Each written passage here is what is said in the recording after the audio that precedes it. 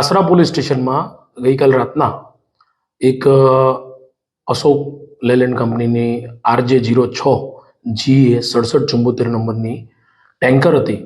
એ tanker બનાવેલી tanker હતી, ગેસનું કન્ટેનર બનાવેલું હતું. હવે એ ટેન્કરની અંદર વિદેશી દારૂની હેરફેર થતી હશે તે અંગેની માહિતી LCB પોલીસ ઇન્સ્પેક્ટર શ્રી વેકારીયાને મળેલી અને તેઓએ તેમની ટીમ સાથે વમાલી ગામની સીમમાં રેડ કરતા આ ટેન્કર અને અન્ય એક વાહન મળી આવેલ છે.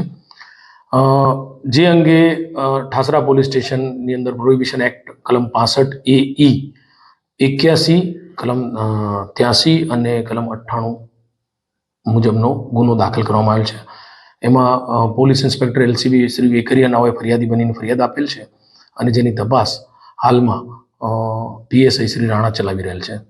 ગુનાના કામે 5856 જેટલી બોટલો રોયલ બ્લુ વિસ્કીની મળી આવેલ છે અને ટોટલ 1222 પેટી જેટલો વિદેશી દારૂનો જથ્થો ઝડપાયેલ છે.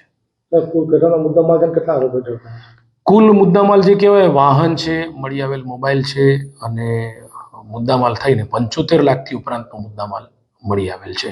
હાલમાં એક આરોપીની ધરપકડ કરેલી છે અને અન્ય 4 આરોપી તેમજ આ જે વાહન છે, વાહન માલિક અને મુદ્દામાલ મોકલનાર અન્ય ફરાર છે. હાલના તબક્કે તેવું કહી શકે નવા વર્ષને 31 ડિસેમ્બરના અનુસંધાને આ જથ્થો મંગાવેલાની શંકા છે.